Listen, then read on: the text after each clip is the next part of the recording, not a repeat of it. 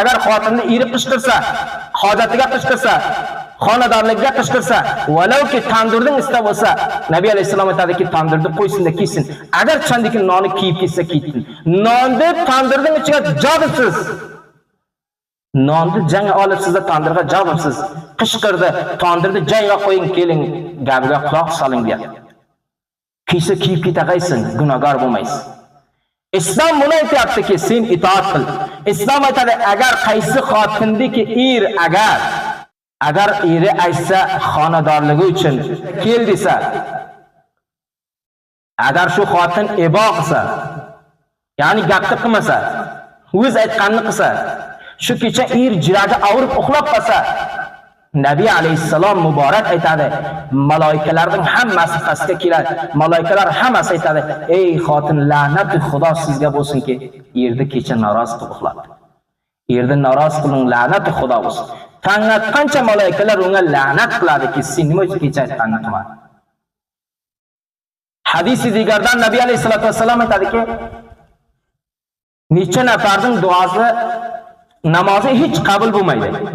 Namozi kallasidan bir qarishim balandga uchmaydi, qabul bo'lmaydi deyapti.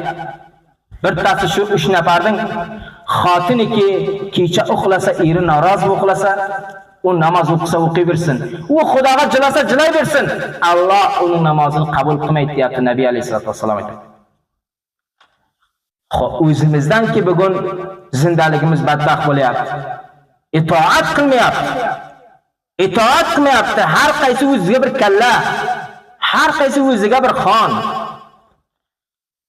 Erga Alloh shu sarparastlikka haqqi berdi, lekin xotin aytadi, men sendan kamman. Ana shuning uchun itoat qilmagan uchun zindaligi sunnimaga talx bo'ladi, ochchi bo'ladi, dunyoga badbaxtlikka boradi. Itoat qilsin deyapti. Itoat bir tanho oldida emas. Oldida ha ha ha deb kulsa, oldida ha ha deb bersa, orqasidan sen chaqirsa. Nabiy alayhisolatu vasallam aytadi, behtarin xotin shulki, orqasida ham xiyonat qilmasin. Er darvozadan, er eshikdan sizga, xotin teshikdan chiqadigan matal bor, ana shunday bo'lmas. Er bozorga ketdi, er ishga ketdi. Eri o'z ishi bilan masruf bo'l, kindis kunining oyog'isin, gap bu hovlida, gap unikida, gap unikida, gap bozorda, gap u yoqda, gap bu yoqda. Eydan qadamini darvozadan urib chiqmoqqa haqqi yo'q, to erdan so'ramas. Ko'rib o'tiribdi odamlar, ko'rib o'tiribdi. Alloh ko'rib to'xtatdi, Alloh ko'rib to'xtatdi. Haqqini zoya qilyapti. Erning itoat qilishlik orqasidan itoat qilsin. Va hamchinon qaysi xotinni, qaysini kimniki er xohlamasaki uyga kelishligini, xush ko'rmasaki falonning xotin kelsa, xush ko'rmasaki o'l qavmin kelsa, xush ko'rmasaki birontani kelishligini uyga er xush ko'rmasa, xotin shuni ijozat bermasin.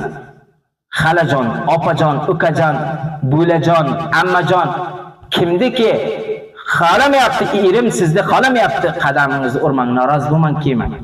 Yaxshi ko'rmaydi mening odamim. Kelishlikni yaxshi ko'rmaydi. Uyingizda o'tirag'ay. Xafa bo'lmang. Alloh aytayapti. Nabiy alayhisolatu vasallam aytayaptiki, agar kimniki xohlamasa, xotinga ijozat emas, shuni uyga kirgizishligini. Ya'ni birdan itoat qilishlik kerak, birdan qarashlik kerak. Itoat qilishlik erdan xotinning chinon xotinni maqomga yetkazadi. Gunohlarini baxshish qiladi. Hatto qaysi kimning gunohlarini baxshish qiladi, quloqsan. Nabiy alayhisalom vaqtida bir nafar ishga ketdi. Xotiniga aytdiki, sen men ijozat bermaysan, chiqma. Ya'ni aytdiki, sen uydan chiqma, ijozat emas. O zamonda telefon chiqadi deb tinab so'rasa. Uydan ketma, aslan ijozat emas. Zamoniki nasihat qilib ketdi, shunday siyosara morid degan. Shunday qizam yetdiga o'lki Allohdan qo'rqadigan. Hatto aytadiki, jangaga dumanzila tomning ichida o'tirg'ich edi, pastda otasi bir balandda jangaga qiz edi. Xabar keldiki, otangiz mariz bo'libdi. Qizning otasi mariz edi. Qiz aytdiki, men borsam, erning aytgani yerga tushib qoladi. Erning aytgani bo'lmaydi. Erga men va'da berganki, itoat qilaman deb. Uydan chiqmayman deganman. Qanday bo'ladi ekan? Qo'rqdi bu qiz. Nabiy alayhisolamga xat jibardi, xabar jibardiki, ey Rasululloh sallallohu alayhi vasallam, menga erim chiqma degan, ammo otam mariz o'tdi, nima qilay? Ko'rgani boraymi? Nabiy alayhisolam aytdiki, ati'i zawjaki. Eringizning aytganini qiling, bormang otangizni olib. Jangar bormadi. Ertaniga xabar keldiki, otangiz o'libdi, vafot qilibdi. Vafot qildi. Yana xat jibardi, ey Rasululloh alayhisolam, otam dunyodan ketibdi, yerim chiqma degan, oya men boraymi, yo'q, otamning janozasini, otamning murdasini ko'rib qolay. Nabiy alayhisolam aytdi, ati'i zawjaki. Eringning aytganini qil, uydan chiqma. Qarang, siz bizlar hayron qolamizki, bu qanday? Ammo bu yerda orqada bir gap bor. Zamoniki necha vaqtdan so'ng eri keldi, xabar topdiki, otasi ham dunyodan ketibdi, ya'ni qaynotasi. Xotin qissa qilani shunday bo'ldi deb, eri aytdi, nima uchun bormading? Bor edi. Otang o'libdi, bor edi. Xotin aytdi, men Nabiy alayhisolatu vasallamdan eshitdim, eringning aytganini qil deb. Shuning uchun men chiqmadim, otam janozasiga ham bormadim. Boribki Nabiy alayhisalom oldiga bar xabar berdi. Nabiy alayhisolatu vasallam qizga xush xabarlik berdi. Ey musulmonning qizi, men shuning uchun sizga aytdimki, borma dedim.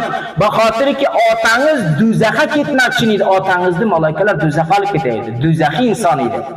Lekin siz erning aytganini qilgan uchun, egan chiqmaganingiz uchun Alloh Karim sizni otangizni jannatga jibardi. Mana shuning uchunki siz erning aytganini qilganingiz uchun Alloh Karim otangizni baxsh qildi deyapti. Itoat qilishlik kerak. Oldidami, orqasidami itoat qilsin.